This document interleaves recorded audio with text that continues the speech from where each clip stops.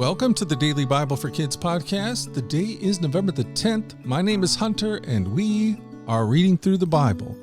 That's something we do every day. We take a little time in God's Word, and we let His Word take some time on us. Kids from all around the world gather here to listen to these amazing stories from the Bible. And today we are back in the book of Acts. When the ship that was on its way to Rome was about to run aground and break to bits, what did Paul do? Let's read and find out from Acts 27. About midnight on the 14th night of the storm, as we were being driven across the Sea of Adria, the sailors sensed land was near. They dropped a weighted line and found that the water was 120 feet deep. But a little later they measured again and found that it was only 90 feet deep. At this rate, they were afraid they would soon be driven across the rocks along the shore. So they threw out 4 anchors from the back of the ship and prayed for daylight. Then the sailors tried to abandon the ship. They lowered the lifeboat as though they were going to put out anchors from the front of the ship. But Paul said to the commanding officer and the soldiers, "We will all die unless the sailors stay aboard."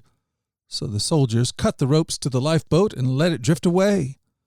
Just as day was dawning, Paul urged everyone to eat. "You've been so worried that you haven't touched food for 2 weeks," he said. "Please eat something now for your own good, for not a hair on your heads will perish." Then he took some bread, gave thanks to God before them all, and broke off a piece and ate it. Then everyone was encouraged and began to eat, all 276 of them who were on board. After eating, the crew lightened the ship further by throwing the cargo of wheat overboard. When morning dawned, they didn't recognize the coastline, but they saw a bay with the beach and wondered if they could get to shore by running the ship aground. So they cut off the anchors and left them in the sea. Then they lowered the rudders, raised the foresail, and headed toward shore.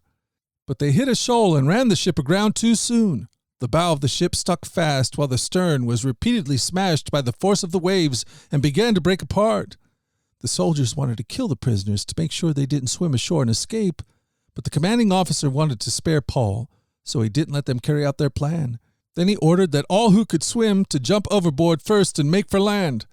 The others held on to planks or debris from the broken ship, so everyone escaped safely to shore.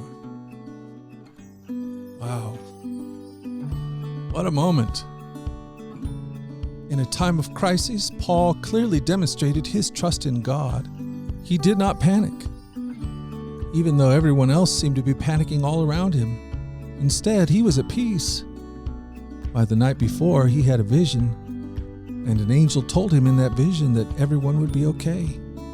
So he trusted in this word that he received from God, and he was at peace. And his peace became infectious. He encouraged everyone to stop for a moment, take some time, and have something to eat so that they could have some strength to face what was next. And God will do the same for us. We can trust His word just like Paul did.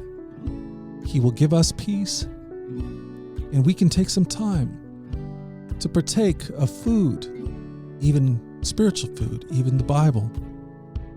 And that peace that God gives us is infectious. And others around, they might find peace too in the midst of their time of panic. So let's trust God. Let's continue to follow Paul's example, because God is with us, even in the middle of a storm. Well, hey friends, we've done it. We've done it again. We've spent another day in the Bible, and I plan on being back here again tomorrow to do the same thing, Lord willing. Lord willing, and the creek don't rise, I plan on being here. Until tomorrow, let's go forward in God's joy. Let's let His joy be our strength, and let us always remember this, that you are loved. No doubt about it. Alrighty, I'll talk to you again tomorrow. You guys take care. Bye-bye.